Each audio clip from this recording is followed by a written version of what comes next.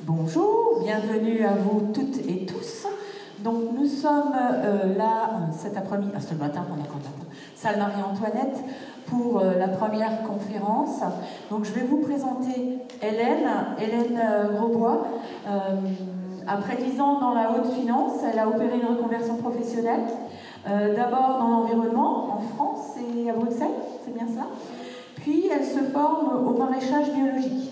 On en est là, on va raccourcir, on ne va pas faire tout le parcours.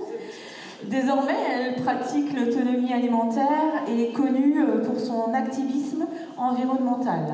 Elle propose une vision avec un certain recul sur les problèmes environnementaux. On en est là ? Tout à fait. Voilà, donc je lui laisse la parole et lui souhaite encore la bienvenue à Salem. Merci beaucoup, merci pour l'accueil. Écoutez, merci d'être venu, je suis ravie de vous rencontrer aujourd'hui. Donc cette présentation, c'est le fruit de plusieurs années, pas mal d'années de réflexion au sujet de la crise écologique.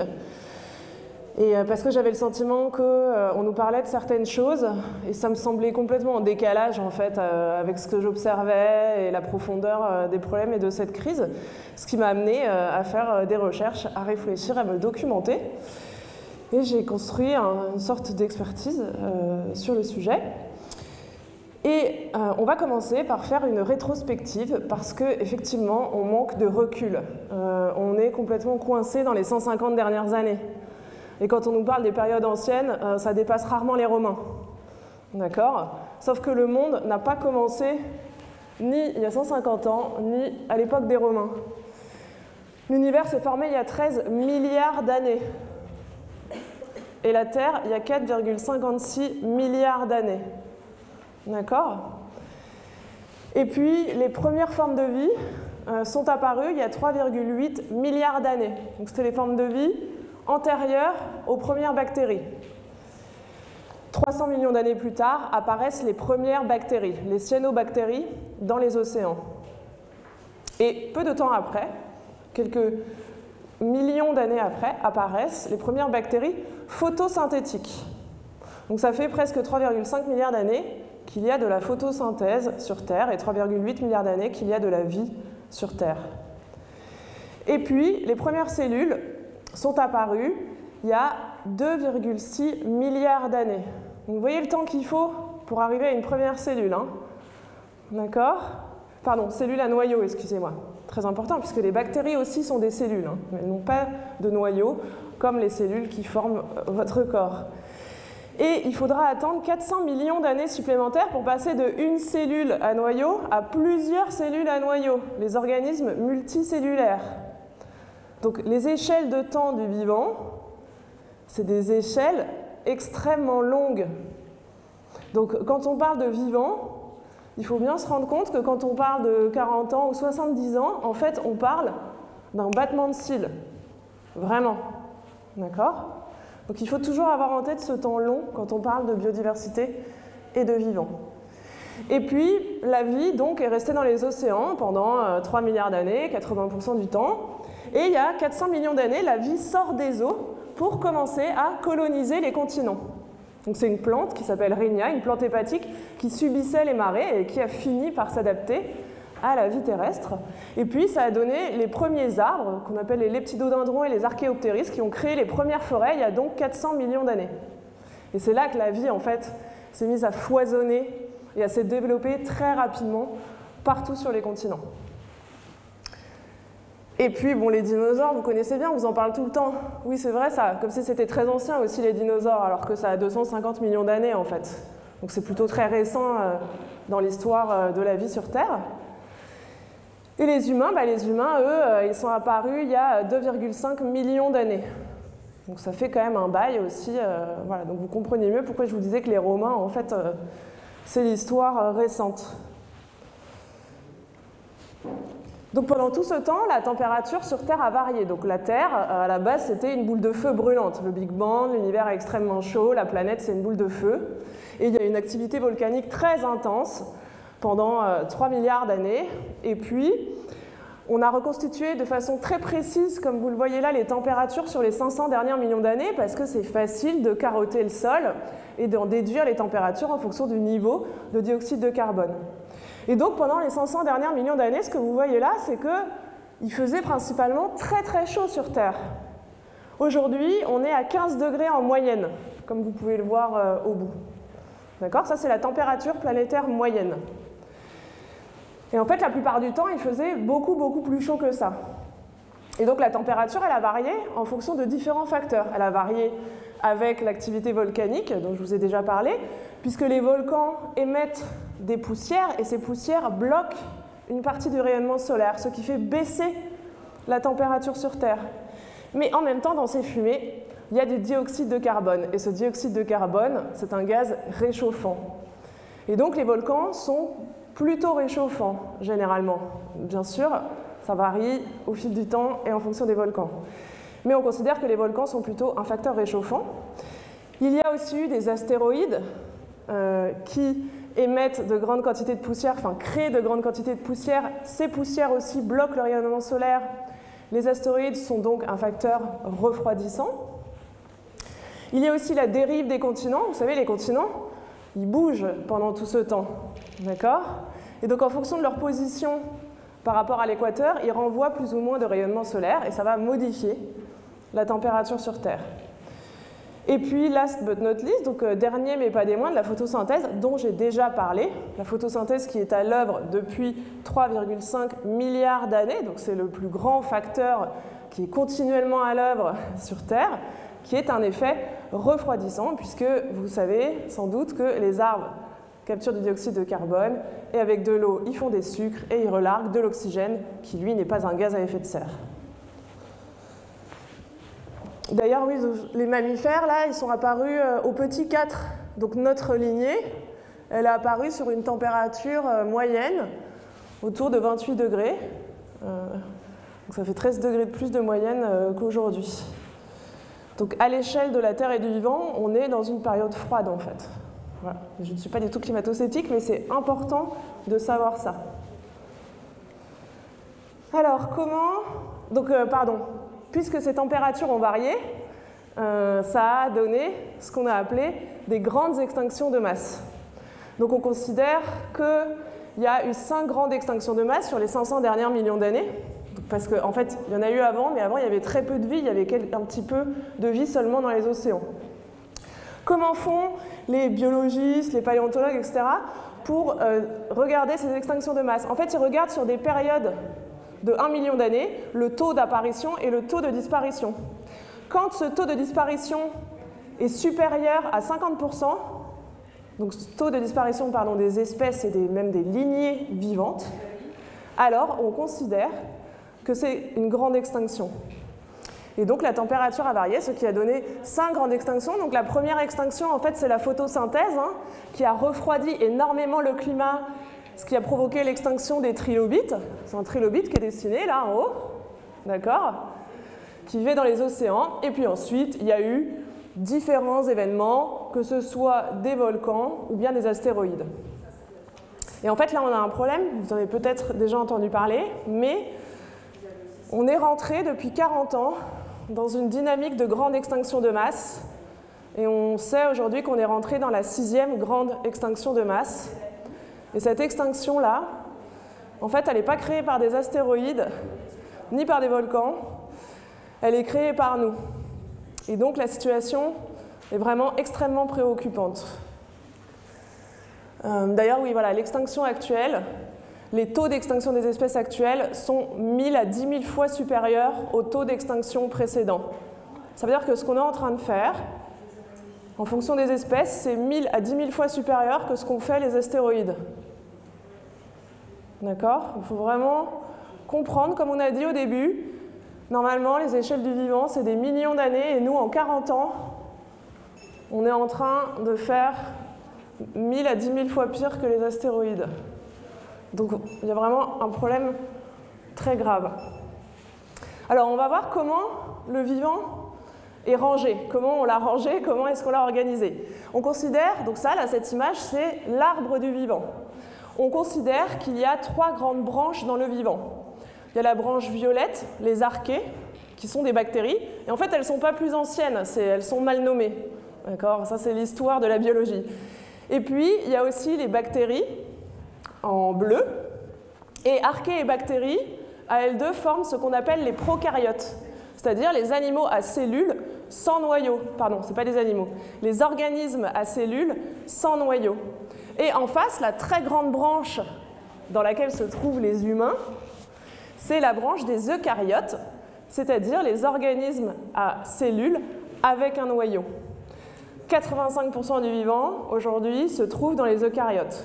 Et ne nous cherchez pas sur le dessin, on est totalement insignifiant, donc on n'est même pas représenté. Le vivant, il est donc arborescent. Ce n'est pas une pyramide où il y aurait l'humain en haut de cette pyramide. Pas du tout. Le vivant, c'est un équilibre dynamique avec un cycle perpétuel d'apparition et de disparition des espèces. Là, on n'est pas dans la Bible, il ne s'agit pas de conserver un jardin d'Éden qui serait figé. Le vivant, c'est exactement l'inverse de ça. Ce n'est pas du tout une photo figée, c'est quelque chose de dynamique. Et ce qu'il faut, si on veut le préserver, c'est maintenir cet équilibre dynamique, c'est-à-dire ce cycle d'apparition et de disparition des espèces. Là, le problème, c'est que les disparitions écrasent totalement tout le reste. Mais depuis que l'homme est apparu, et pendant que je suis en train de parler, de nouvelles espèces apparaissent.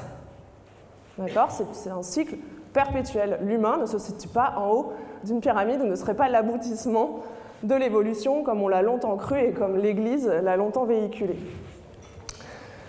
Alors maintenant, quels sont ces êtres vivants qui composent la biodiversité ? Alors ici, c'est exprimé en biomasse, c'est-à-dire qu'on regarde en poids. D'accord ? Parce qu'une bactérie, elle est tellement petite et légère que sinon on aurait très loin les bactéries devant tout le monde si on comptait en individus, ce qui présenterait des visions complètement difformes et presque fausses en fait, de la réalité. Donc la biodiversité, c'est 82% de végétaux. D'accord ? Très important. Ensuite, c'est 14% de bactéries et d'archées. 2,20% de champignons. Les champignons, pour une majorité d'entre eux, vivent en symbiose avec les végétaux. D'accord ? Ils fonctionnent ensemble. Et d'ailleurs, avant l'apparition des champignons, les végétaux ne se dégradaient pas. Et ces végétaux qui se sont fossilisés, ça a donné quelque chose que vous connaissez très bien, ça a donné les énergies fossiles. D'accord ? Ça a donné principalement du charbon, le bois fossilisé. Okay, puis après, les champignons sont arrivés, ils ont pu dégrader cette matière organique, ce qui a créé de l'humus. Ensuite, il y a des protistes. Donc, les protistes, c'est des petits organismes qui sont principalement dans le plancton. Voilà, vous pourrez aller regarder à quoi ça ressemble sur Internet. Les animaux, 0,36%. Vous vous rendez compte un peu la vision complètement difforme qu'on a de la biodiversité ? Donc les animaux, c'est seulement 0,36% de la biodiversité. Ils n'en sont pas néanmoins peu importants, ils sont très importants. Mais voilà, c'est important d'avoir en tête que c'est une toute petite partie. Et donc les humains, c'est 0,01% de la biomasse terrestre. Donc c'est quand même amusant, ou pas, façon de parler, de se dire que 0,01% est en train d'exterminer tout le reste. Donc là, encore une fois, il y a vraiment un problème. Ensuite, il y a la biomasse végétale. Donc, dans ces 82% de biomasse végétale, il y a principalement des angiospermes. Donc, c'est des plantes à graines enveloppées. C'est très important. Parce que vous mangez principalement des graines. D'accord ? Les céréales, c'est des graines. D'accord ? Les légumineuses, c'est des graines. Bref, on mange plein de graines. Et en fait, l'apparition des plantes à graines enveloppées, ça a permis un foisonnement végétal, parce que la graine, c'est un miracle de technologie. Bon, ça ne veut rien dire, c'est l'évolution qui fait ça. Mais les graines, ça peut voyager dans le temps et dans l'espace. Ça peut rester en dormance. Ça peut choisir le meilleur moment pour germer. Donc ça présente un avantage vraiment phénoménal, en fait, dans le monde vivant. Après, il y a les angiospermes, 15%, oui, c'est ça, 15%. Les angiospermes, ils étaient là, en fait, avant... les gymnospermes, excusez-moi. Les gymnospermes, ils étaient là avant les angiospermes, et vous connaissez bien le ginkgo biloba, qui est un des derniers gymnospermes qui restent. Ils ont presque tous disparu parce que justement ce système reproductif était pas réellement, était moins efficace en fait que d'autres comme les angiospermes. Puis il y a aussi tous les résineux qui sont des angiospermes, les pins, les sapins. Ah, excusez-moi, gymnospermes, excusez-moi. Merci madame. Ensuite, il y a les ptéridophytes, c'est la famille des fougères par exemple. Et puis les bryophytes et lichens, avant on les appelait les mousses. Vous savez, les petites mousses, et puis les lichens, c'est ce qui ressemble un peu à des algues. Souvent, c'est sur les branches des vieux arbres. Et les oiseaux viennent chercher des petits vers et des petits insectes l'hiver en dessous. Et puis, il y a les algues. Dans la biomasse animale, qu'est-ce qu'on retrouve en numéro 1 et de très loin? Les arthropodes, 47% d'arthropodes. Et les arthropodes, c'est des insectes, principalement. Et les insectes, en fait, c'est le socle du monde vivant tel qu'on le connaît aujourd'hui. D'une part, parce que vous savez qu'on mange généralement plus petit que soi. Donc, en fait, les insectes, ils sont à la base des chaînes alimentaires animales, qu'on appelle les chaînes trophiques, de trophos en grec, se nourrir. Donc, si vous supprimez les insectes, vous supprimez tout ce qui est plus gros, tout ce qui mange des insectes. Et on a dit aussi que la plupart des végétaux sont aujourd'hui des angiospermes, des plantes à graines enveloppées, et ils se reproduisent de façon sexuée grâce, dans leur grande majorité, au moins 80% d'entre eux, grâce aux insectes qui les pollinisent. Donc les insectes, ils sont à la croisée des chemins et ils sont fondamentaux au monde vivant tel qu'on le connaît aujourd'hui. Ensuite, il y a des poissons, 27%, les vers, 9%, donc c'est pas que les vers de terre. Il y a un tropisme autour des vers de terre, c'est des vers nématodes principalement. Des mollusques, vous savez, les limaces et les escargots, les amis des jardiniers. Le bétail, donc là c'est les animaux d'élevage qui représentent aujourd'hui 4% de la biomasse animale. Les mammifères, 0,30%. Et les oiseaux, 0,07%. Et puis reste la biomasse marine qui représente 1% de la biomasse totale. D'accord? Donc en fait les océans, c'est la principale surface de la Terre, 75%. Moi, je ne sais plus, ça fait longtemps que je n'ai pas regardé, mais quelque chose comme ça. Et en fait, il n'y a que 1% de la biomasse vivante qui se trouve dans les océans. Et en plus, cette biomasse, elle est très concentrée le long des côtes, parce qu'en fait, elle dépend des apports en nutriments et en minéraux charriés par les pluies et l'érosion de la Terre. Après, il y a eu plus d'humains dans l'espace que dans les abysses océaniques, donc il reste sans doute encore beaucoup de choses à découvrir sur les océans et beaucoup d'espèces à découvrir sur les océans. Si vous voulez devenir océanographe, il y a du travail. Les protistes dans les océans, 33%, ensuite des bactéries, 26%, les arthropodes, là c'est les crustacés cette fois, 15%, poissons 11%, et puis les végétaux 6%, il y a même des champignons, et puis des mollusques. Alors il y a quelque chose qu'on a souvent ignoré dans le monde vivant, enfin pas souvent, longtemps, excusez-moi, ignoré, c'est les sols. Les sols, en fait, ils représentent 28% de la biomasse terrestre. Mais comme les sols, c'est principalement des microbes, il faut être capable de faire de la microbiologie, il faut des outils pour comprendre ce qui se passe dans les sols. Donc ils ont longtemps été délaissés, puis vous savez, les sols, le sol c'est sale, le sol c'est les enfers, le sol c'est là où on met les morts, bref, le sol, on s'y intéressait pas trop, quoi. Mais en fait, grâce à tous les outils modernes, comme notamment le séquençage de l'ADN, et d'ailleurs merci au Covid parce que les coûts de séquençage se sont littéralement effondrés, en France, on a la plus grande banque de sol au monde, avec 17 000 échantillons de sol à l'INRA à Dijon. Donc ils ont séquencé 17 000 échantillons de sol, et c'est comme ça qu'ils ont découvert qu'il y a 1 milliard de bactéries dans 1 gramme de sol, avec 1 million d'espèces de bactéries différentes. 1 gramme, vous voyez, 1 gramme, c'est vraiment tout petit. Et 1 million de champignons, et là il y a marqué 1000 espèces, mais là ils en sont plus à 10 000 espèces, en fait, l'équipe de Lionel Rangard, l'équipe de l'INRA, qui fait cette banque de sol qu'on appelle aujourd'hui le GIS-sol. Les sols, voilà, c'est l'interface entre le monde minéral et le monde biologique. Et puis, tout le vivant repose sur les sols en fait. 99% du vivant et même les 1%, comme je vous disais, des océans, en fait, ils dépendent aussi beaucoup de ces sols. Donc nos sols, on les a pas mal maltraités depuis quelques décennies et il serait bon d'arrêter parce que c'est notre socle. Et d'ailleurs, vous voyez sur cette planche d'Hérol, les plus anciens dans la salle s'en rappellent sans doute, dans les écoles, il y avait ces planches. Et il est quand même écrit en haut en jaune que le sol, c'est la patrie. Améliorer l'un, c'est servir l'autre. Donc, il faudrait qu'on reprenne conscience de ça parce que c'est assez vrai et assez important. Oui, donc Hubert Reeves disait que dans 1 mètre carré de sol, il y a plus de micro-organismes que d'étoiles dans le ciel.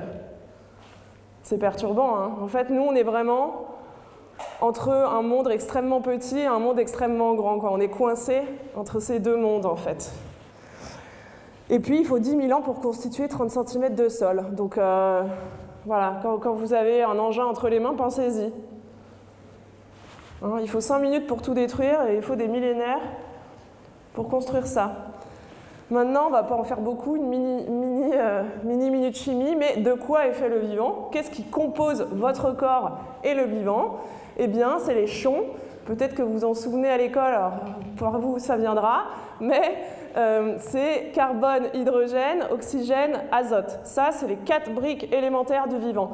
Toutes les biomolécules sur Terre contiennent du carbone et de l'hydrogène. D'accord ? Le corps humain, qui donc est apparu sur une atmosphère où il y avait énormément d'oxygène, hein, puisque avant qu'il y ait la photosynthèse, il y avait comme dans l'univers 0, je ne sais plus combien % d'oxygène, et c'est grâce à la photosynthèse qu'il y a 20% d'oxygène dans l'atmosphère, et donc les humains qui sont apparus dans un monde où il y a beaucoup d'oxygène sont principalement constitués d'oxygène et d'eau, qui contient de l'oxygène, 21% de carbone, un peu d'hydrogène, un peu d'azote, quelques minéraux. Et le bois, lui, il est principalement, à l'inverse, constitué de carbone. On parle souvent des cycles biogéochimiques et des limites planétaires. Mais en fait, il y a des centaines de cycles. Des centaines. Il y a autant de cycles, pratiquement, qu'il y a d'éléments dans le tableau de Mendeleïev. Et il n'y a pas un cycle du carbone. Il y a plein de cycles du carbone. Il y a des cycles du carbone de 15 jours si vous faites pousser un radis de 15 jours, un radis de 2 semaines. Et puis il y a des cycles du carbone de centaines de millions d'années pour le carbone qui est emprisonné dans la roche-mère en fait. Et donc c'est le vivant qui fait bouger tous ces cycles. Et donc en fait la biodiversité et le climat sont intrinsèquement liés. On ne peut pas les séparer. Les séparer est une bêtise profonde. Et c'est aussi pour ça d'ailleurs là que on fait des choses qui sont totalement contradictoires les unes avec les autres. Alors, qu'est-ce qui a tout changé? Donc là, c'est fini, la partie brève histoire de la Terre et du vivant. On bascule sur les grands changements. Donc, qu'est-ce qui a tout changé dans la trajectoire de l'humanité? On pourrait dire que c'est le feu, il y a 400 000 ans. Mais ce qui a tout changé, vraiment, en fait, c'est l'agriculture. Donc, on considère que l'agriculture a commencé il y a 12 000 ans, et même si plus le temps passe, plus en fait on recule cette date, comme c'est très souvent le cas. Mais c'est ça qui a changé la trajectoire de l'humanité et la trajectoire de notre planète. C'est la grande modification de l'environnement. Et donc, avec l'agriculture traditionnelle, on a commencé à faire de la sélection de semences, avec des premières sélections déjà en moins 24 000 en Israël, donc ça fait un bail quand même, et avec les labours. Donc ça, c'était le socle de l'agriculture depuis 12 000 ans. Il restait seulement 10% de forêt en France à la fin du XIIIe siècle. Parce que avec l'agriculture vient la déforestation. Et puis, la forêt avait très mauvaise réputation au Moyen-Âge. C'était le repère des brigands, des vilaines sorcières. Et puis, il y a eu ce qu'on a appelé les moines défricheurs. Bref, l'Église a encouragé tout le monde à déforester, à défricher. Il y a des taxes qui sont apparues, ce qui a aussi forcé les paysans à cultiver plus. Et donc, on est arrivé à un point critique à la fin du XIIIe siècle où il restait seulement 10% de forêt dans toute l'Europe occidentale. Et cette destruction de la forêt, elle a des conséquences importantes. D'abord, c'est une modification du puits de carbone. Donc en fait, on vient diminuer la quantité de carbone stockés dans ces végétaux, puisque les végétaux ils sont faits principalement de carbone, comme on vient de le voir. Et puis, c'est une modification importante du cycle de l'eau, parce que les arbres, ils stockent de l'eau, ils pompent de l'eau, et ils l'évapotranspirent. Donc, ils recrachent de la vapeur d'eau dans l'atmosphère. Cette vapeur d'eau, elle permet aussi de faire les pluies. Et surtout, plus important encore, on s'est rendu compte il y a une quinzaine d'années, je crois, qu'ils ne relarguent pas que de la vapeur d'eau, ils relarguent aussi une bactérie qui s'appelle Pseudomonas stringae, qui modifie la température à laquelle l'eau gèle. Lorsque ces bactéries sont ensemencées dans l'atmosphère et dans les nuages, l'eau gèle au-dessus de 0 degré. Et la pluie, en fait, c'est des cristaux de glace dans le nuage. Et donc, ça favorise fortement les pluies. Et enfin, dernière conséquence de l'érosion. Peut-être que vous connaissez cette expression qui dit que sous les arbres, il pleut 2 fois. Mais les arbres amortissent la pluie et continuent de goutter longtemps après la fin de la pluie, ce qui permet une bonne diffusion de l'eau. Puis avec leurs racines, ils retiennent et structurent les sols. Et donc, supprimer les arbres, là, ça accentue l'érosion. Et puis, ça réduit la quantité de matière organique future. La matière organique, c'est la matière biologique morte ou vivante, par exemple les feuilles mortes, qui apportent de la nourriture aux organismes du sol. Et donc, pour pallier à cette érosion, on a fait des terrasses. Par exemple, en Camargue, il y a des terrasses dans les rizières, partout en Asie. On a construit des murs dans les régions viticoles. On a trouvé, en fait, plein de solutions pour les sols en pente forte, pour les retenir. Et puis, il y a 70 ans, là, c'est le drame. On a décidé de faire de l'agriculture intensive. Et donc, on a appliqué des techniques militaires à la nature. Donc d'abord, il y a des entreprises privées, Bayer, BASF, Limagrain, Syngenta, qui se sont appropriés les semences et le vivant, qui ont décodé de l'ADN, pouf, ils l'ont breveté, ils ont dit que c'était à eux. C'est un peu comme si on brevetait l'eau, et qu'on disait ça à moi maintenant, plus personne n'a le droit d'utiliser l'eau sans me payer. Ils ont aussi, dans le même temps, du coup, développé de la monoculture, c'est-à-dire l'idée de mettre une seule culture sur des très grandes surfaces, d'accord, avec ces semences qu'ils ont brevetées, et puis ils en ont fait des clones, qu'on appelle des semences hybrides F1, qui sont des plantes, en fait, dégénérées, enfin, c'est complètement dégénéré. Et comme ces systèmes sont, en fait, complètement déstabilisants pour les écosystèmes, eh ben, on a besoin de pesticides.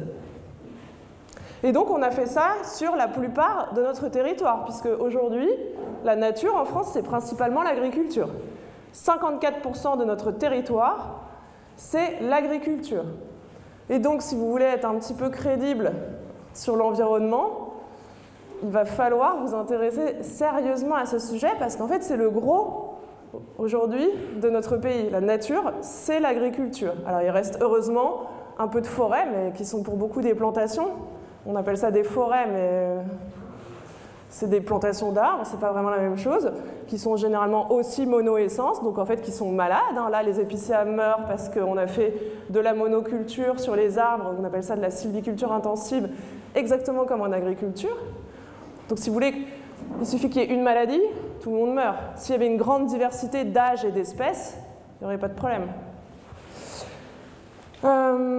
Mais du coup, voilà, comme je vous ai dit, c'est un appauvrissement général de la nature. On a simplifié la nature à l'extrême, comme jamais. On n'a jamais autant simplifié. Et donc, il y a 400 000 espèces de plantes. Alors, elles ne sont pas toutes comestibles, certes, mais on n'en cultive que 190 sur les 400 000. Et pire que ça, 20 espèces représentent 90% des cultures. Et donc, comme c'est une déstabilisation des écosystèmes qui est extrêmement forte, eh bien, apparaissent les ravageurs, comme on les appelle dans le monde agricole, donc apparaissent des pathogènes. Et en fait, ces pathogènes, ils ont un rôle de régulateur. Ils servent à rétablir les équilibres dans les écosystèmes. Et donc, en fait, ils doivent nous alerter sur le très mauvais état de santé des écosystèmes. Leur présence devrait être un signal d'alarme, en fait.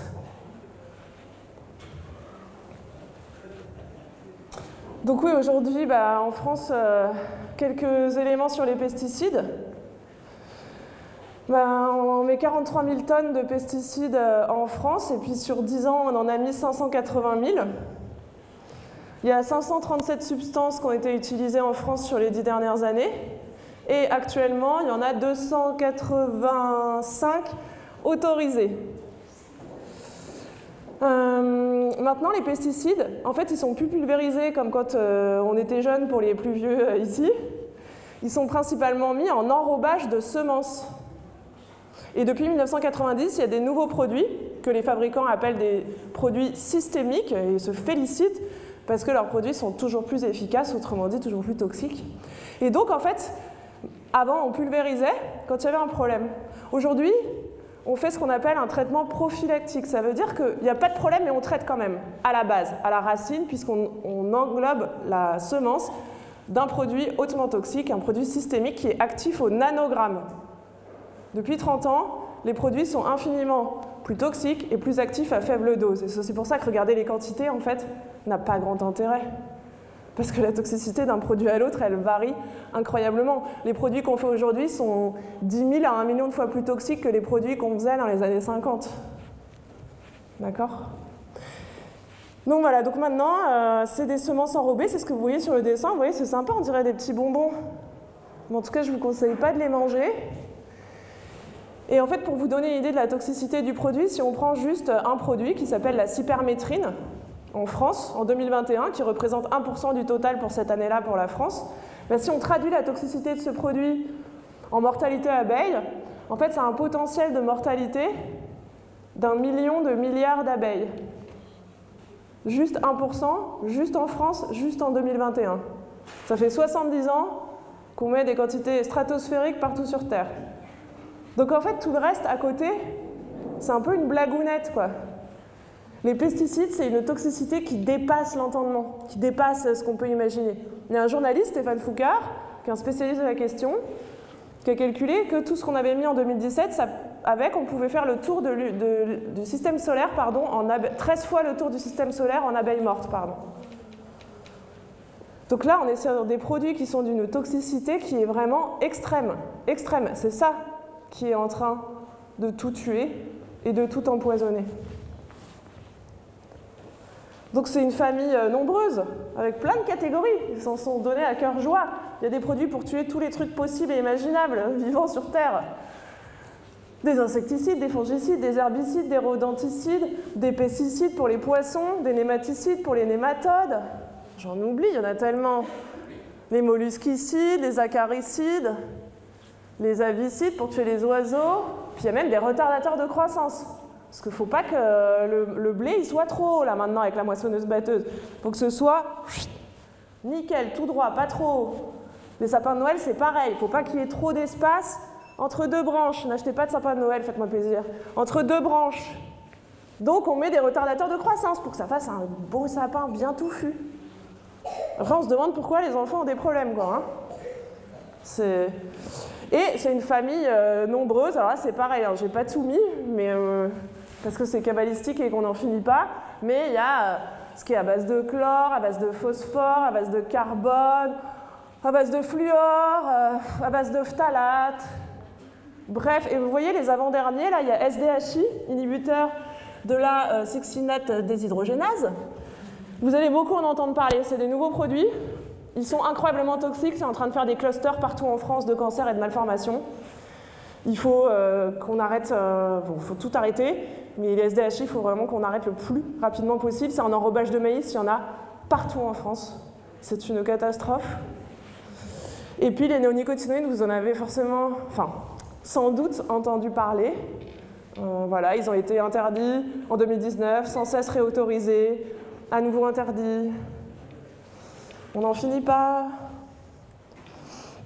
Comment ça marche ? En fait, ça vient perturber des fonctionnements extrêmement élémentaires du corps humain, de la physiologie, du vivant. En fait, ça perturbe soit les cellules, soit carrément le métabolisme. Mais, par exemple, ça empêche la respiration des cellules, ça empêche l'apport de l'énergie des cellules, ça empêche les cellules de se reproduire, ça attaque la membrane cellulaire, ça altère l'ADN des cellules. Ça joue sur votre métabolisme glucidique, lipidique, stérolique. Qu'est-ce que j'oublie? C'est pareil, il y en a tellement. C'est des perturbateurs endocriniens, pour une majorité d'entre eux. Bon, c'est déjà pas mal. Et puis, il y en a une bonne partie qui ont plusieurs modes d'action, en fait. Souvent, on attribue un mode d'action, mais en fait, ça en a souvent plusieurs. Donc, vous comprenez bien que tout ce qui a une cellule, donc c'est-à-dire aussi les bactéries, sont altérés par ces produits. De toute façon, c'est des produits pensés pour tuer le vivant. Ce sont des biocides. Donc, c'est actif sur tout ce qui vit. Et comme c'est aussi actif sur les bactéries, ça veut dire que 85% des pesticides sont des antibiotiques. Biotiques, c'est pour bactéries. Et donc, on vous embête là. Les antibiotiques, c'est pas automatique. Ah oui, oui. Sauf qu'en fait, on met directement dans la nature 20 à 30 fois ce qu'on prescrit aux humains et aux animaux. Donc, l'antibiorésistance massive qu'on observe partout sur Terre, que ce soit Escherichia coli, les staphylos, l'hystéria, etc., c'est parce qu'on met directement dans la nature, depuis 70 ans, des quantités d'antibiotiques absolument phénoménales, en fait. Et donc ça va nous amener à un monde de pathogènes, où on n'aura pas de solution. Et d'ailleurs, Escherichia coli est déjà résistante pratiquement à l'intégralité des spectres antibiotiques, en fait. Et ça vient de là. Donc on est en train de construire un monde avec un vivant qui a largement disparu et de pathogènes. Donc vous vous souvenez, le Covid, un truc pas grave du tout, 0,0 je sais plus combien % de taux de mortalité. Vous voyez un peu le bordel que ça a mis? Donc si on prend H1N1, la première grippe aviaire, un truc qui était vraiment sérieux là pour le coup, 50% de mortalité. Là on rigole plus. Et on peut dire merci aux Hongkongais qui ont ségrégé ça en 15 jours. Mais là c'est ça, d'ailleurs là il y a une grippe aviaire en ce moment en France, vous le savez. On a une chance énorme, alors les volailles non, puisqu'on a abattu plusieurs centaines de millions de volailles. Mais on a cette chance, cette souche n'est pas transmissible à l'homme. Mais ça nous pend au nez. Tout est malade, que ce soit les animaux d'élevage, les animaux sauvages, nos cultures. Et on est sur une ligne de crête qui est vraiment, vraiment inquiétante.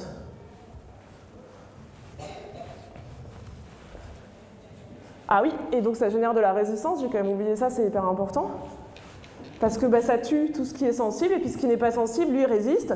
Et du coup, il a tout l'espace pour se développer. Si je prends l'exemple du moustique tigre, on vous parle du réchauffement, mais le moustique tigre, il est résistant aux pérytrinoïdes, un des insecticides les plus utilisés dans le monde. Les oiseaux, ces prédateurs, ont disparu. Oui, ils mangent des insectes, pas de bol. Du coup, il n'y a plus de prédateurs, il n'y a plus de grenouilles, il n'y a plus d'oiseaux. Lui, il est résistant, il a toute la place.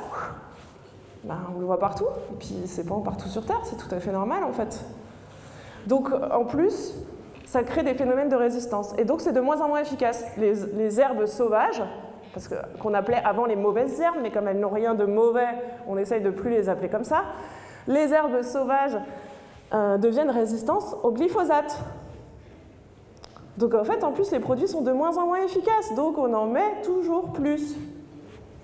Donc en fait, on arrive vraiment au bout d'un cycle. Et dans tous les cas, il va y avoir des problèmes très importants, et il y a déjà des problèmes, en fait. Mais si on n'est pas dans le monde agricole, on est rarement au courant. Un problème aussi, après tous ces modes d'action là qui font vraiment peur, en tout cas j'espère que vous avez eu peur, parce que moi ça me fait peur.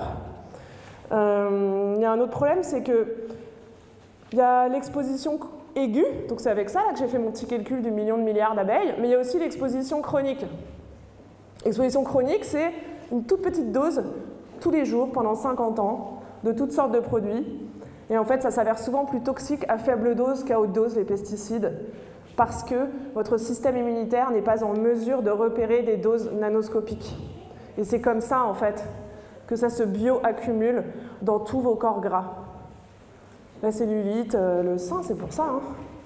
Le foie, les reins, etc. Tous ces produits se bioaccumulent, ils ne disparaissent pas par l'Esprit Saint. D'accord? Ça s'accumule au fil des décennies. Et donc ça, c'est une étude qui a été faite par les fabricants eux-mêmes, vous pouvez le voir en dessous, hein. Bayer, Syngenta, Dow, FCM, BASF, toute l'équipe est là.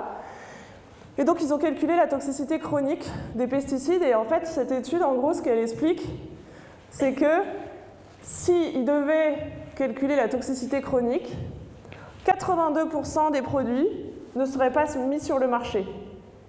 C'est les fabricants eux-mêmes qui disent ça. Mais du coup, comme ça risquait de supprimer quelques emplois, Bruxelles s'est dit il vaut mieux rien faire. Donc ils n'ont rien fait. Alors, là j'ai mis les apprentis sorciers parce que je vais vous parler rapidement des aspects réglementaires, parce qu'en fait ils sont lunaires. Moi quand j'ai découvert ça, moi je travaillais dans une grande entreprise, côté systémique, on ne mentait pas, mais quand j'ai découvert ce qui se passait du côté des pesticides et de l'agrochimie, je me suis rendu compte qu'il y avait de graves problèmes qui sont vraiment inédits, je ne connais aucun autre secteur où ça fonctionne comme ça, mais déjà, on teste que la substance active. Et vous voyez le produit, là au milieu, la partie saumon, on voit qu'il y a du prothioconazole et qu'il y en a 9,36%. Et la deuxième substance active, parce qu'il n'y en a pas qu'une, donc d'où plusieurs modes d'action, le métalaxyl, c'est 1,87%. Ce qui veut dire que, en gros, 90% du produit, ce n'est pas les substances actives, c'est autre chose. Donc déjà, on teste que la substance active, et c'est les fabricants qui font les tests. Aucune agence sanitaire dans le monde ne fait de tests. L'ANSES ne fait aucun test. L'agence sanitaire européenne, l'EFSA, ne fait aucun test. Il n'y a que les fabricants qui font des tests sur la substance active et des tests qui durent de un jour à une semaine. D'accord ? Sur les abeilles et sur les rats. Puis c'est bien connu, les cancers, ça arrive au bout de 3 jours. C'est très pratique. Du coup, 90% du produit au bas mot n'est jamais testé. Il y a des gens quand même qui ont cherché à savoir ce qu'il y avait, et ce qu'ils ont trouvé, c'est qu'il y avait principalement des résidus de pétrole brûlé et des métaux lourds, du mercure, de l'arsenic, du plomb, des trucs sympas. Et voilà. Les effets cocktails, impossibles à évaluer. Vous savez, votre médecin, il vous met rarement plus de 3 médicaments parce qu'au-delà de ça, on ne sait plus trop ce qui se passe. Voilà, c'est pareil. Mais en fait, c'est impossible à évaluer. Personne ne l'évalue. Dans les faits, cette loi, elle a été votée quand je travaillais à Bruxelles, l'évaluation de l'effet cocktail. Mais elle n'a jamais été enforced. Vous savez, c'est le décret d'application. Ça passe jamais. C'est très pratique, ça. On vote plein de lois, puis après, il n'y a jamais les décrets d'application. On est tranquille. Quand un pesticide touche le sol, il se transforme. C'est de la chimie, comme quand vous avalez quelque chose. Et donc ça donne lieu à ce qu'on appelle des métabolites, c'est des produits de dégradation des pesticides. Et donc en fait c'est très difficile de savoir ce qu'on cherche, puisque déjà 90% de la formulation, on ne sait pas ce que c'est. Et puis alors en plus, en fonction des sols, la température, l'humidité et toutes sortes de paramètres complexes, ça donne des métabolites. Et donc ça donne, je crois en moyenne, une dizaine de métabolites, une substance active. Donc ça commence à faire là, les problèmes. Et puis, last but not least, encore une fois, le processus d'autorisation de mise sur le marché. Alors là, c'est carrément une blague, parce qu'en fait, c'est l'EFSA, donc l'agence sanitaire européenne, qui ne fait pas de test, qui fait une revue des fameux tests des fabricants. D'accord ? Et ensuite, c'est décidé au sein de comités qu'on appelle les SCOPAF. Donc tout ça, c'est au sein de la Commission européenne. Et les SCOPAF, on ne sait pas qui il y a dedans. C'est tenu secret. Donc quand vous avez entendu, oui, la France n'a pas voté contre ni pour la réautorisation du glyphosate, je suis sûre ici que vous avez tous imaginé que c'était les parlementaires français qui avaient voté pour ou contre. Mais alors, pas du tout. Il n'y a aucun processus démocratique, non pas démographique, sur les autorisations de mise sur le marché. Tout se fait au sein de la commission, de comités dont on ne connaît même pas les noms des gens qui y siègent, et c'est eux qui votent. Mais jamais le peuple n'est consulté sur ces sujets-là. Je pense que le peuple voterait plutôt non, donc il ne faudrait pas non plus qu'il se mêle trop de ces choses et de ces problèmes. Donc voilà, c'est quand même assez unique. On met sur le marché des produits faits pour tuer le vivant qu'on teste à peine, voire pas, honnêtement. Les agences sanitaires ne font pas leur travail. On cherche, donc les agences de l'eau, bien que l'État ait fait fermer la plupart des laboratoires de l'eau, parce que quand on ne cherche pas, on ne trouve pas, c'est très pratique, mais cherche 157 molécules, alors qu'il y en a eu 537 sur les 10 dernières années qui donnent lieu à des dizaines de métabolites, sans parler des coformulants et du reste du produit. Donc on est très loin du compte. Et on cherche au microgramme. Or, on a dit que c'était actif au nanogramme. Donc on cherche 1000 fois trop gros. Ça aussi, c'est très pratique. Alors, quelles conséquences? Attendez, est-ce que j'ai oublié quelque chose? Voilà, tout est contaminé. Oui, c'est très important parce que on a un peu notre instinct de survie là, et on se dit, on va aller là, il n'y en a pas. Non, malheureusement, ça fait 70 ans qu'on en met partout, ça a contaminé l'eau depuis le départ. Donc en fait, il y en a partout sur Terre. On en retrouve dans les abysses océaniques, on en retrouve au pôle, il y en a dans l'air que l'on respire. Donc c'est partout, partout, partout. Il n'y a pas un endroit sur Terre qui serait épargné par ces biocides. Ok ? Et ça s'accumule, je répète, mais parce qu'on a souvent cette impression que ça pourrait disparaître, mais en fait non. Donc les conséquences sur le vivant, elles sont dramatiques. Comme je vous disais, depuis 40 ans, on est rentré dans une dynamique de grande extinction de masse.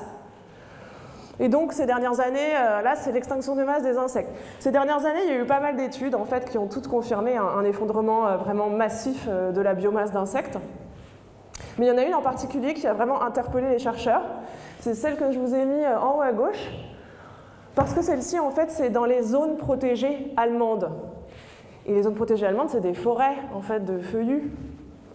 Et donc là, on s'est rendu compte qu'on avait perdu 75% de la biomasse d'insectes dans ces forêts de feuillus en 28 ans, 27 ans. Et si vous voulez, c'était vraiment un choc, parce que l'IPBES, qui est le GIEC de la biodiversité, évoque comme première cause la perte des espaces de vie. Et donc là, qu'est-ce qui se passe? Là, il n'y a aucune perte des espaces de vie. Donc comment ça se fait que 80% de la biomasse d'insectes disparaît dans les espaces qui n'ont pas disparu? Donc là, il y a des gens quand même qui se sont dit, là, il y a quelque chose qui ne va pas du tout, et donc les problèmes sont ailleurs. Et donc des gens ont commencé à chercher ce qui se passait. Aussi, on voit qu'il y a presque toutes les espèces d'insectes sont en déclin très important. Enfin, toutes les espèces d'ailleurs, je dis presque, mais non. Et oui, un truc important aussi que je ne vous ai pas dit, ce qui est intéressant là, c'est la pente. D'accord? Parce qu'en 1990, il y avait déjà une bonne partie des insectes qui avaient reçu des insecticides, parce que la première application d'insecticides en France, c'est en 1947. Ok? Donc là, ce qui est intéressant, c'est la vitesse du déclin. Donc on part d'un truc qui ne reste déjà pas grand-chose, et là, il va vraiment rester moins que rien, quoi. Sachant qu'on se rappelle qu'il n'y aura pas de monde vivant tel qu'on le connaît sans les insectes. Et la conséquence, comme on a dit, puisque les insectes, c'est le socle alimentaire de tous les vertébrés, de tous ceux qui sont plus gros qu'eux, logiquement, on observe exactement la même chose sur les vertébrés, avec moins 70% en 50 ans sur les vertébrés. Ça, c'est une étude du WWF, 10 planètes vivantes. Voilà.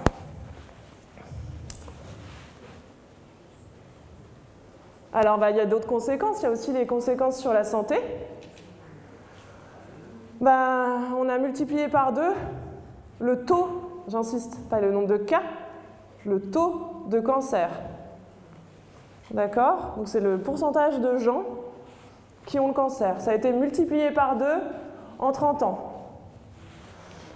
Je ne vais pas tous vous les faire, mais voilà, vous pouvez voir, le cerveau, on a pratiquement fait x2. Le sein, qui était en fait le premier cancer qui est apparu, parce que, donc, comme je vous disais, ça se stocke dans les tissus graisseux, ces pesticides. Et donc les femmes ont été particulièrement touchées avant les hommes, pour cette raison.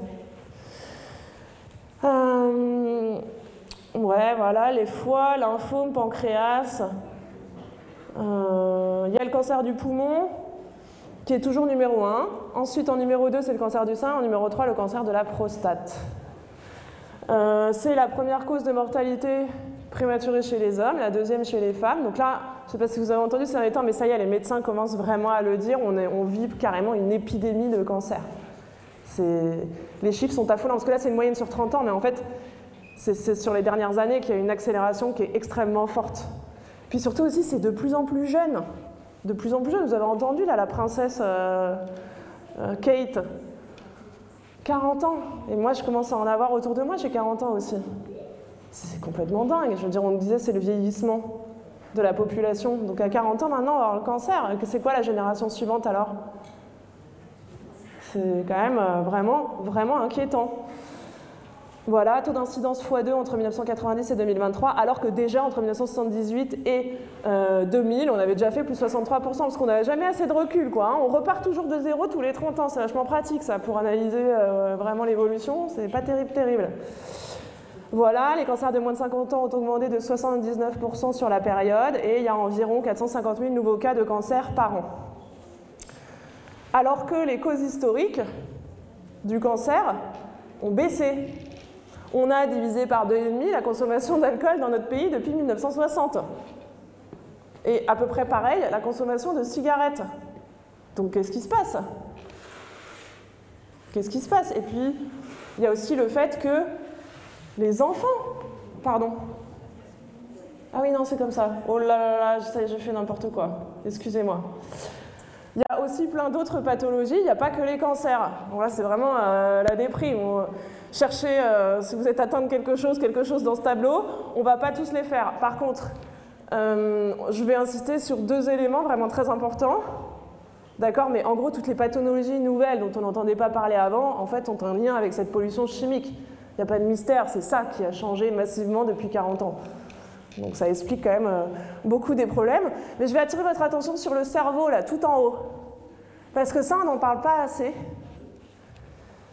Mais c'est des perturbateurs endocriniens. Et donc forcément, ça modifie l'intégralité de notre métabolisme, y compris notre cerveau. Et donc, Alzheimer et Parkinson sont complètement liés aux produits. Et ça, la recherche académique, pour le coup, ça fait déjà bien plus de 20 ans qu'ils le disent.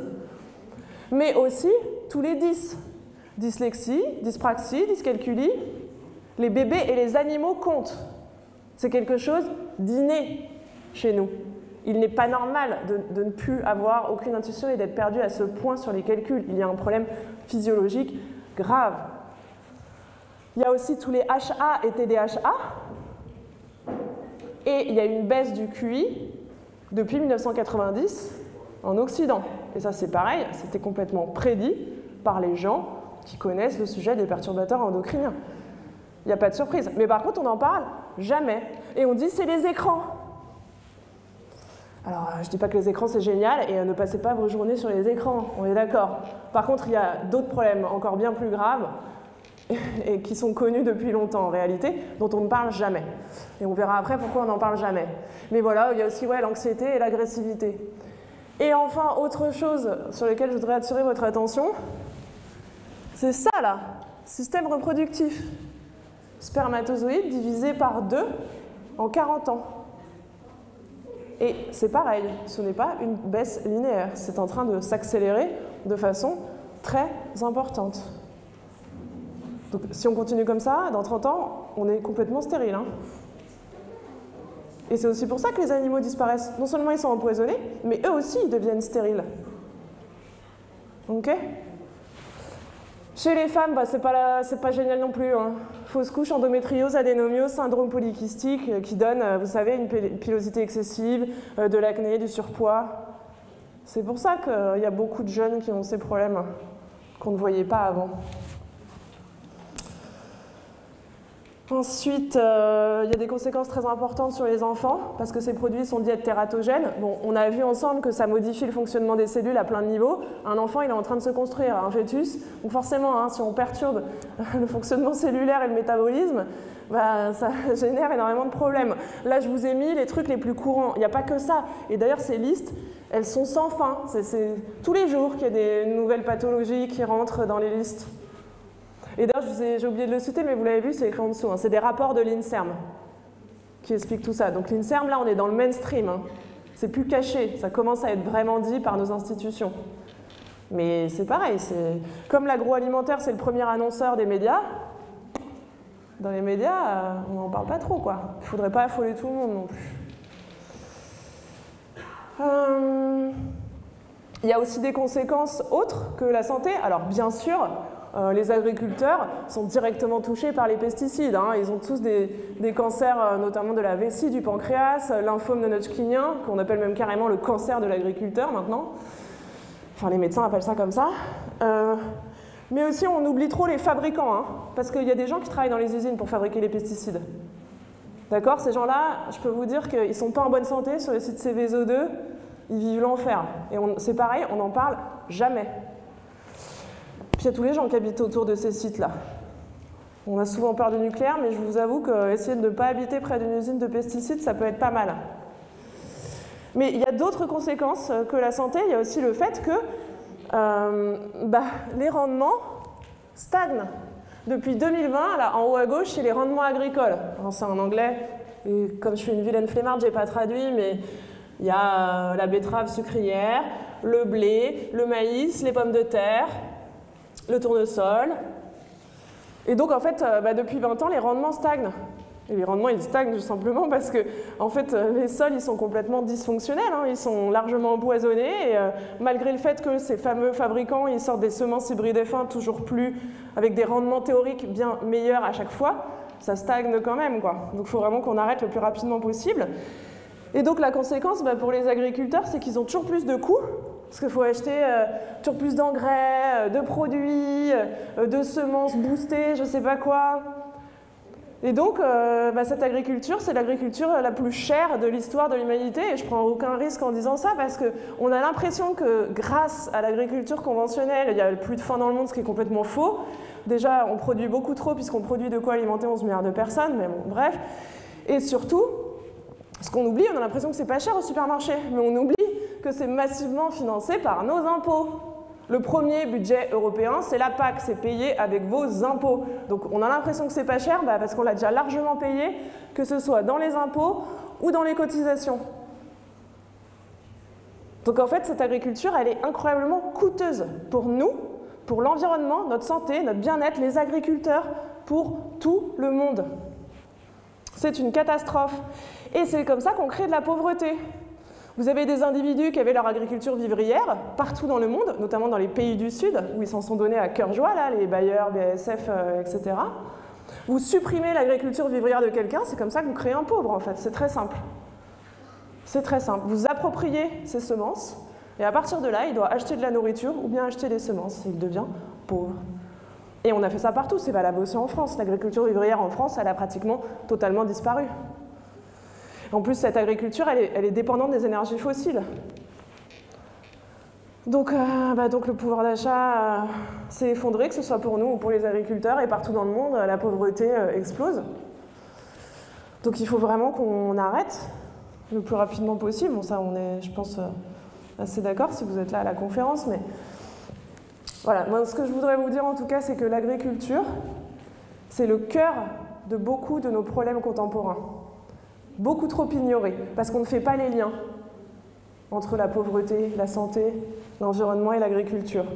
Et donc en fait c'est quand même chouette, parce que ça veut dire que si on arrête de mettre des pesticides et qu'on arrête cette agriculture intensive, on va résoudre plein de problèmes en même temps. Plein de problèmes en même temps. Le problème environnemental, le problème de pauvreté, le problème de santé. Donc en fait il n'y a pas tant de problèmes que ça. Parce que souvent, sur la crise écologique, on nous abrutit de problèmes. On crée une charge mentale, ça s'appelle. C'est fait exprès par les lobbies. D'accord ? Mais en réalité, si on arrête les pesticides, on va résoudre un grand nombre de problèmes contemporains. En France et même dans le monde. Petite conclusion, parce que je ne veux pas oublier. Bon, et c'est aussi un problème de finances publiques, parce que là, j'ai parlé des vrais problèmes, des choses vraiment importantes. Il y a aussi un problème de finances publiques, hein, parce que c'est comme d'hab, vous savez, les bénéfices sont privatisés, on mutualise les pertes, c'est formidable. Et il y a un problème de conflit d'intérêts, parce que les gens, là, BASF, Bayer et toute l'équipée, là, ils nous empoisonnent d'un côté, et de l'autre, ils nous vendent des médicaments pour soigner les maladies qu'ils causent. C'est quand même incroyablement anormal. Ok ? Qu'est-ce que j'ai pu oublier ? Voilà, et c'est surtout un problème éthique et philosophique, et ça, il faut qu'on en parle. C'est comme l'énergie, tout le monde est là scrogneux, comment fabriquer l'énergie. La question, c'est pas comment on la fabrique, la question, c'est qu'est-ce qu'on en fait, et le fait qu'elle sert à tout détruire aujourd'hui. D'accord ? C'est vraiment ça, le cœur du sujet. Parce qu'on pourra tout décarboner, mais si on fabrique des pesticides décarbonés, ça ne change rien au problème, quoi. Hein. Rien.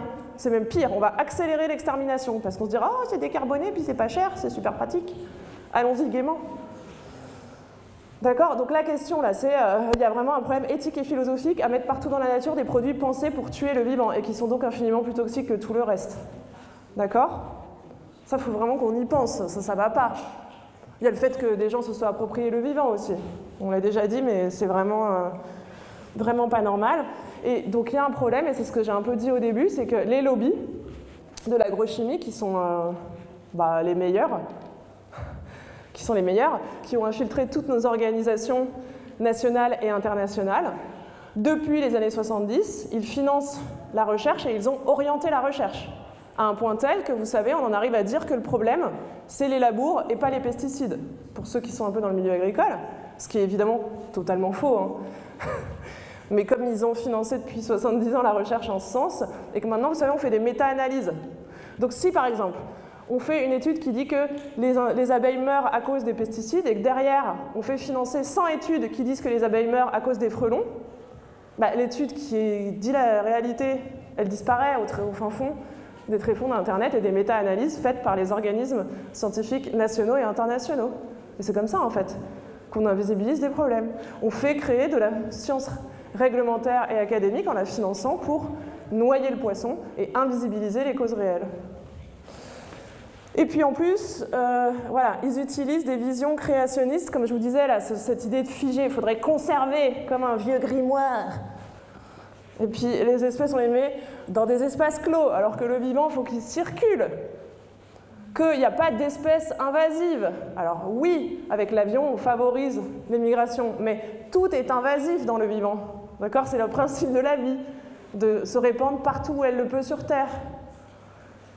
D'accord ? Donc voilà, ils utilisent plein d'images fausses, ou le réchauffement aussi qui sert de mule à plein de problèmes, là, comme ce qu'on dit sur la forêt, elle est en train de mourir à cause du réchauffement. La forêt, elle est en train de mourir à cause de notre mauvaise gestion et du fait qu'on fait de la sylviculture intensive. C'est pas la même chose. Ou le moustique tigre aussi. Comme, si vous voulez, l'empoisonnement, il est arrivé en même temps que le réchauffement, c'est très difficile, hein, et on peut très bien utiliser et dire « Ah non, mais le problème est ailleurs », c'est une spécialité du lobby de l'agrochimie, ça aussi. Et c'est pareil, elle peut faire financer celui qui veut chercher sur l'impact du réchauffement sur le moustique tigre, et puis celui qui veut faire la recherche sur les péritrinoïdes, lui, il a 0 €, donc il ne fera pas sa recherche. C'est aussi simple que ça, en fait. Privatiser la recherche, c'était une grave, très très très grave erreur. Nanana. Voilà, et donc juste pour vous montrer à quel point nos institutions sont complètement vérolées et infiltrées par les lobbies de l'agrochimie, là on a le président de la FAO à gauche qui est en joie avec la petite dame à droite. La petite dame à droite, c'est la présidente de CropLife, le lobby international des pesticides. Et donc ensemble, ils signent des partenariats public-privé, c'est formidable. Et donc après, il y a des gens en Afrique qui commandent des produits de biocontrôle et à la place, ils reçoivent de la deltamétrine de chez Bayer, envoyée par la FAO. C'est chouette, ça. Encore une fois, des organisations qui sont censées protéger les pays dits pauvres. En fait, ils envoient des saloperies de chez Bayer. Au sein de l'IPBES, qui est donc le GIEC de la biodiversité, les groupes là, c'est le groupe d'experts aux pollinisateurs. Qui est-ce qu'on retrouve ? Syngenta, premier leader mondial des pesticides, et Bayer. Comme s'il n'y avait pas des scientifiques qui pourraient contribuer à ces groupes. Donc c'est vraiment très grave. Et c'est comme ça qu'on oriente toute la société sur des fausses pistes. En infiltrant la science à la base. Parce qu'un homme politique, il écoute les scientifiques, en fait. C'est normal, il ne peut pas connaître tous les sujets. Il n'est pas biologiste, il n'est pas entomologiste, ni agriculteur. Mais ils s'y sont pris il y a tellement longtemps que maintenant c'est difficile. Mais il y a aussi, vous voyez, Bill et Melinda Gates. Donc je ne sais pas si vous connaissez un peu la vision du monde de Bill Gates, mais ça fait très peur aussi. La vision du monde de Bill Gates, c'est une vision hors sol, hein, d'accord, avec de la robotisation, des vaccins, on va tout exterminer, mais c'est pas grave, on arrivera toujours à se soigner d'une façon ou d'une autre. Et puis lui, il veut tout robotiser parce que comme ça, après les firmes de l'agrochimie qui ont asservi les agriculteurs, on va leur vendre maintenant, Microsoft va leur vendre des solutions complètement intégrées et ils seront encore plus dépendants de systèmes complètement hors sol qui nous mènent en fait droit dans le mur. Donc c'est complètement anormal que ces gens qui ont une vision du monde dramatique financent l'IPBES. Et d'ailleurs, ils donnent aussi de l'argent à Bayer, puisque Bayer, dans son rapport annuel, se félicite tous les ans d'avoir reçu plein d'argent de Bill et Melinda Gates. Et d'ailleurs, je voudrais juste vous dire un truc là. Ancienne financière que je suis, ces fondations, ce n'est pas leur argent qu'ils donnent, hein. D'accord ? C'est ce qu'on appelle des trusts, c'est-à-dire qu'ils placent leur fortune, et c'est les bénéfices qu'ils font de ces placements, hein, qui sont reversés dans les fondations. C'est des paradis fiscaux, en fait. D'accord? Donc, ce n'est pas des gentils donataires, hein, c'est des montages fiscaux pour payer moins d'impôts, ça n'a rien à voir. Et puis, dans son dernier rapport, l'IPBES, donc il a fait un rapport sur nous, les méchantes espèces invasives, qui sont la cause de nos problèmes. Qu'est-ce qu'il propose? Donc pour protéger la biodiversité, l'IPBES propose une chose très simple, c'est donc d'exterminer, non c'est quoi? D'éradiquer, éradiquer. Et avec quoi est-ce qu'on éradique? Je vous le donne en mille, une petite idée peut-être. Des pesticides, merci, bravo, tu as tout compris. Et comme ça, la boucle est bouclée, et tout va bien.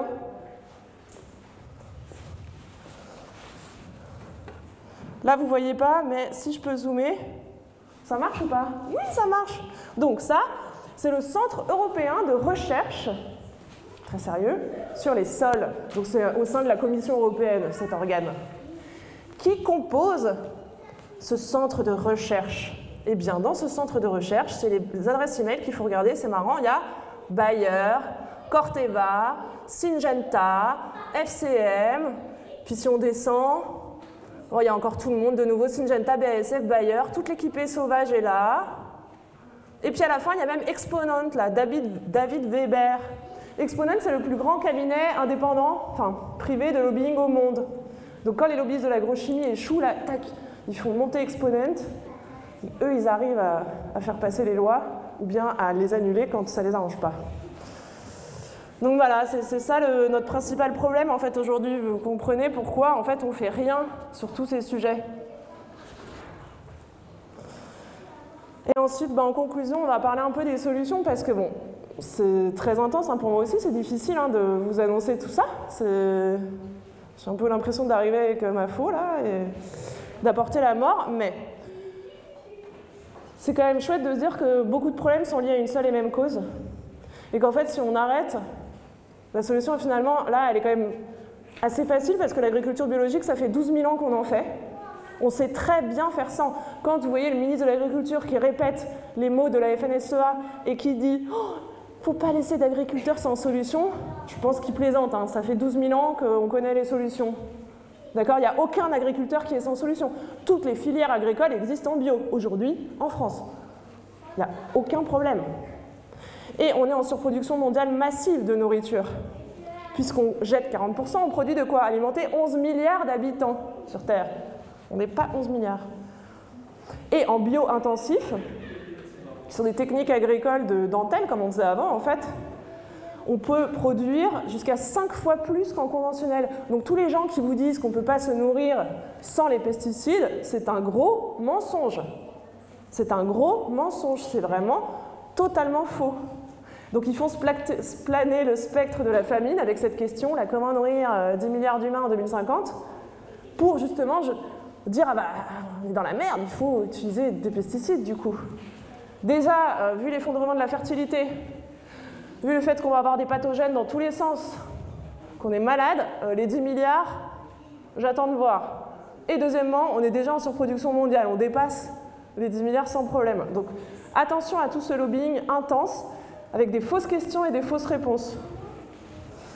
Donc les solutions, parce que tout le monde me demande tout le temps, si vous devez faire une chose, question qu'on me pose vraiment très souvent, eh bien, essayez de manger bio. Je sais que ça paraît peut-être pas grand-chose, mais en fait, vous ne vous rendez pas compte de la puissance que vous avez quand vous achetez bio. Vous changez le monde en achetant bio. Et il n'y a pas de faux bio. Hein. Pareil, ça c'est l'agrochimie qui véhicule toutes ces bêtises. Mais le cahier des charges de l'agriculture biologique, il est européen. D'ailleurs, même Ségolène Royal a dit une grosse bêtise il n'y a pas longtemps à ce sujet. Il est européen et même les produits importés suivent un cahier des charges qui est extrêmement lourd. D'accord ? Je sais que ça a un coût, mais là d'ailleurs on a vu, alors le bio a été supprimé un peu partout, mais en fait avec l'inflation sur les énergies fossiles, l'agriculture conventionnelle, vous avez vu les prix là, dans les supermarchés, ça a littéralement explosé. Et finalement ça a rattrapé complètement la bio, puisque les agriculteurs bio, eux, ils ne dépendent pas de ces cours des marchés mondiaux et de ces énergies fossiles. Et du coup, maintenant, ça ne coûte pas plus cher de manger bio. Et pour supprimer le problème du coût, vous pouvez cuisiner et acheter en circuit court. D'accord ? si possible, hein, bien sûr. Je sais que c'est pas facile. Moi, je suis dans une région où il n'y a pratiquement pas de production agricole en bio, hein, donc j'ai bien conscience que c'est pas simple. Mais voilà, en tout cas, acheter bio, c'est un acte politique, écologique, de santé publique, qui est vraiment très important en réalité. Voilà, bannir l'utilisation de produits chimiques. Ouais, les pipettes là sur vos animaux d'élevage. Hein. Ah non, c'est du fipronil, c'est giga toxique. Ne mettez pas ça, c'est actif pendant des décennies chez vous là. Hein. Pareil, pas d'insecticides et tout. Hein. Surtout si vous avez des enfants à la maison, quoi. Jamais ces produits-là. Si vous le pouvez et que vous avez un petit carré de jardin, lancez-vous, essayez de faire un petit potager bio. Franchement, c'est passionnant l'agriculture. Ce n'est pas le bagne qu'on nous a raconté pour nous vendre le progrès. D'accord? Moi, j'en fais. Moi, la première qui était une financière qui adore les chiffres, Excel, tout ce que vous voulez, je disais, oh, l'agriculture. Mais en fait, ça a été une surprise merveilleuse. La biologie, la biodiversité et l'agriculture, c'est passionnant. Le monde vivant est variable, ça n'est jamais pareil, il y a toujours quelque chose à apprendre. Je mourrai encore en apprenant des choses. C'est formidable. Et ça rend fier et ça donne du sens à ce qu'on fait. C'est une source de satisfaction qui est vraiment immense. Et ça inspire les autres aussi, ça sert d'exemple. Enfin, les enfants adorent faire du potager, ça a vraiment plein de vertus. Et voilà, je vous jure, c'est pas le bagne qu'on vous raconte. Voilà, réensauvager, planter des arbres. Alors oui, je sais, arrêtez d'aller aux toilettes dans l'eau, mais je vous avoue que quand je vois à Barcelone tout le monde qui panique et que tout le monde continue de déféquer dans l'eau et on fait venir par bateau de l'eau, enfin, ça va plus là. Là, il va falloir quand même réfléchir 3 minutes à ce qu'on fait.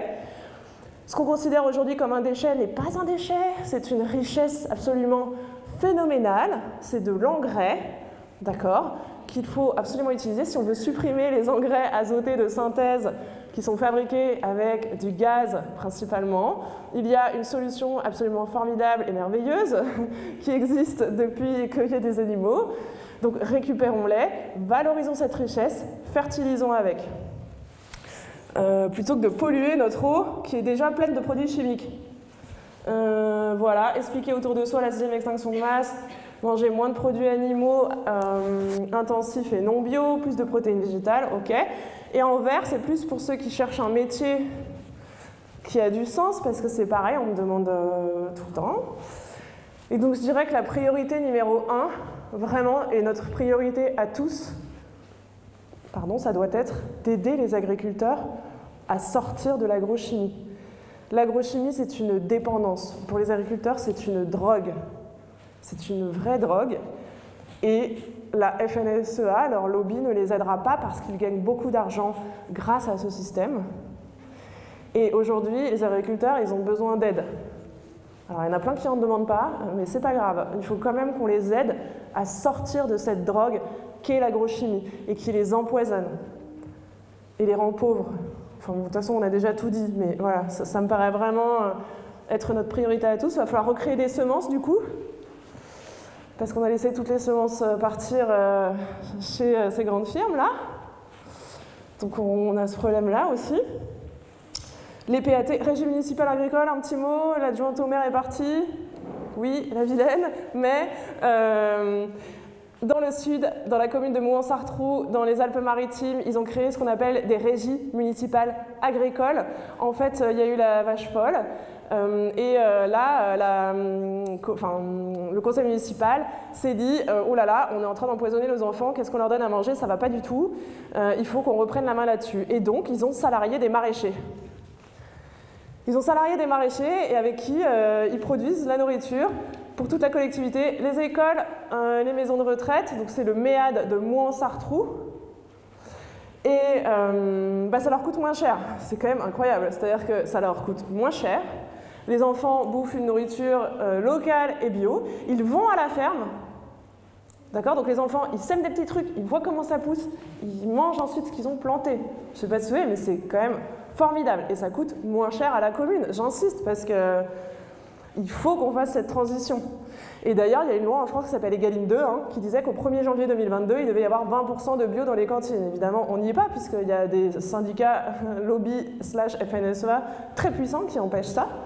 Mais les enfants réclamaient de la nourriture bio à l'école, les parents mettaient la pression à l'école, il faut qu'ils se rapprochent de maraîchers, il faut qu'1 an à l'avance, ils décident des menus ensemble pour que le maraîcher planifie cette production. Il y a plein de subventions pour faire cette transition. Il faut qu'on s'y intéresse tous, il faut qu'on participe tous, qu'on s'investisse tous à tous les niveaux en fait, de notre société. Voilà, bon, et après j'ai mis réformer la recherche, hein, parce que les financements privés dans la recherche, il faut vraiment qu'on arrête le plus rapidement possible. Mais il faut faire des sciences du vivant, les filles, si vous pouvez et que vous avez envie de faire un métier qui ont un lien avec les sciences du vivant, ce serait vraiment chouette, parce que donc il reste tout à faire, il reste encore beaucoup de choses à découvrir, à comprendre, comment on va restaurer le vivant. Vous pouvez être biologiste, microbiologiste, océanographe, paléontologue, il y a plein de métiers, c'est passionnant, vraiment, c'est très intéressant et très enrichissant. Voilà, et puis travailler à restaurer le vivant. Et puis écoutez, je vous remercie tous pour votre attention. J'espère que c'était pas trop dur, mais en tout cas voilà, les solutions on les connaît. Il faut simplement qu'on s'y mette tous ensemble. Et puis restaurer la biodiversité, ça permettra de restaurer le climat, la santé et la pauvreté pour partie. Je vous remercie.